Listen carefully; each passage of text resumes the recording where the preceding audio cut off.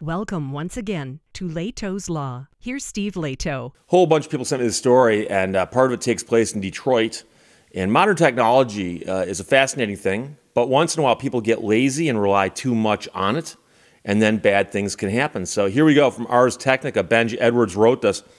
Innocent pregnant woman jailed amid faulty facial recognition trend. U.S. police departments continue to use the tech despite low accuracy and obvious mismatches. And here's the thing. If facial recognition says, we think this is who that person is in that footage you got there, well, you don't just go and arrest the person and call it a day. You investigate to see if it is. Use of facial recognition software led Detroit police to falsely arrest a 32-year-old woman for robbery and carjacking. And that's according to the New York Times. She was 8 months pregnant, and she was detained for 11 hours, questioned, had her iPhone seized, and it's the latest in a string of false arrests due to use of facial recognition technology, which many critics point out is not reliable. And again, that's not why they arrested her. It's the fact that they misused it. They said, oh, a computer told us you did it. See? And computers are never wrong. The mistake seems particularly notable because the surveillance footage used to falsely identify her did not show a pregnant woman.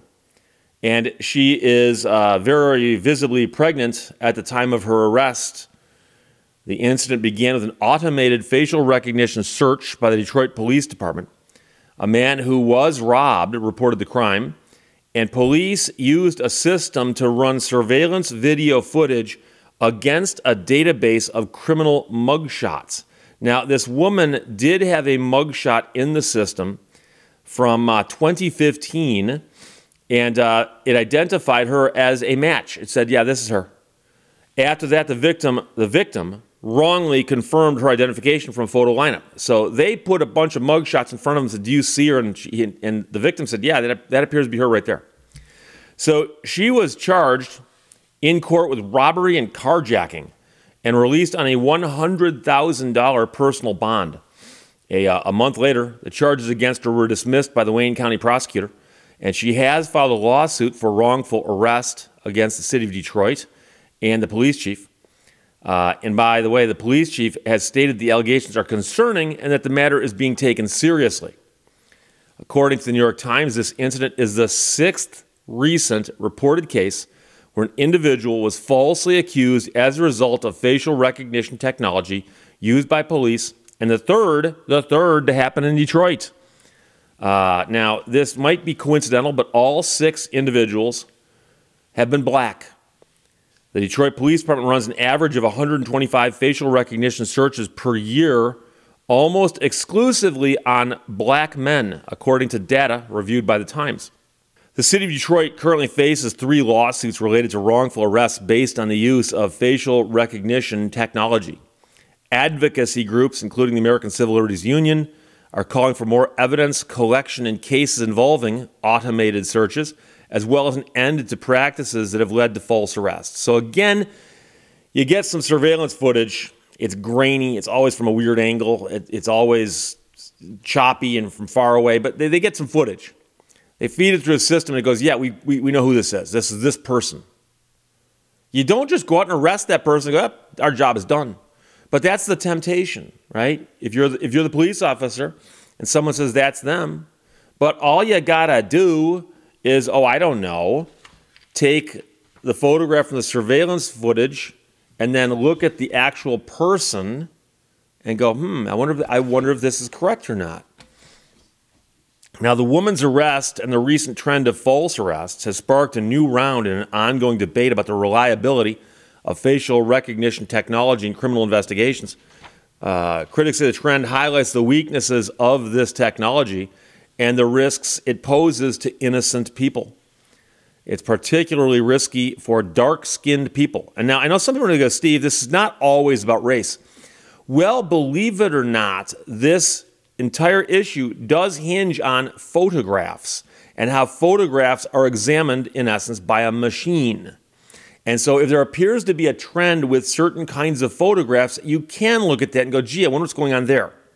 And so we're not saying that the program is racist. We're just simply saying the program appears to have trouble when the subject's skin is darker.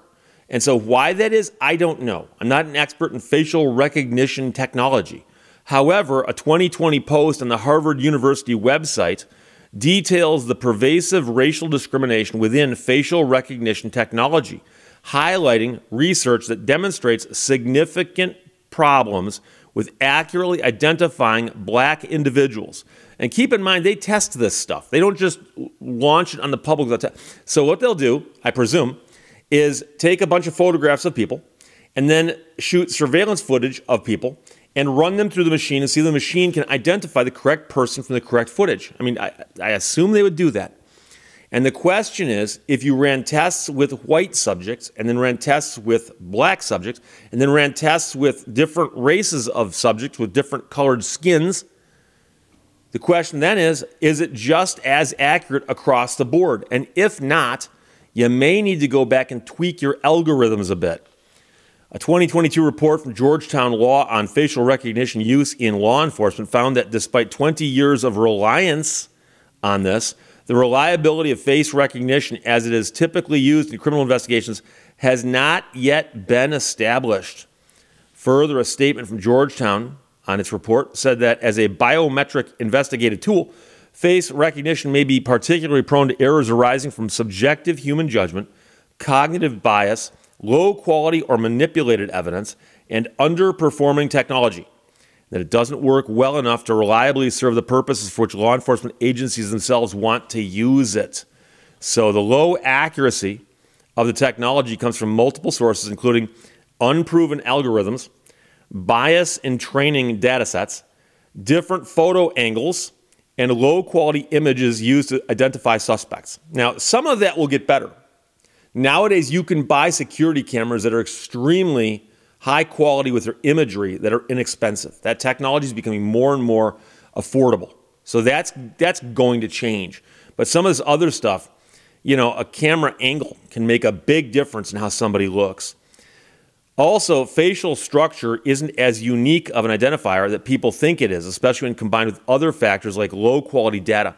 So I don't know if you've ever seen the different images they use to show you how facial recognition works, but they get a photograph of your face, and then it does things like mark where your eyes are, where your nose is, where your chin is, and then starts measuring all of these various things in relationship to each other.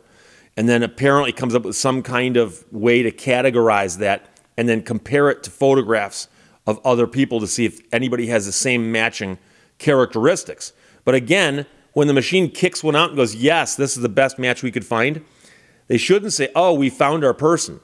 They should say, oh, we've got somebody we should go look at. The low accuracy rate seems even more troublesome when paired with a phenomenon called automation bias, which is a tendency to trust the decisions of machines despite evidence to the contrary. So these issues have led some cities to ban its use, including San Francisco, Oakland, and Boston. However, some cities are beginning to rethink bans on face recognition as a crime-fighting tool amid a surge in crime and increased lobbying from developers.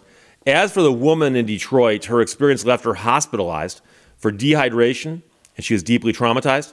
Her attorney emphasized to the New York Times the need for police to conduct further investigation after a facial recognition hit, rather than relying solely on the technology. It's scary, I'm worried, he said. Someone always looks like someone else. And we've seen those people, those doppelgangers we have.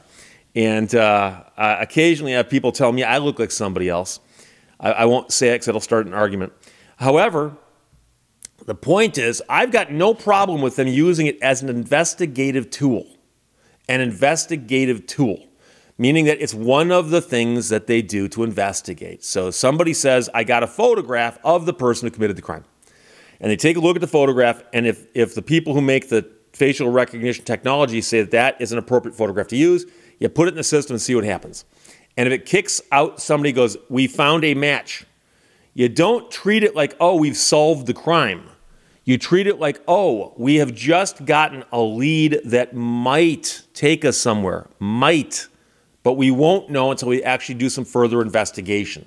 And so here, where they picked up a woman who was 8 months pregnant, in response to a machine saying she looks like somebody in the database here, or she looks like somebody on the surveillance footage who's not pregnant.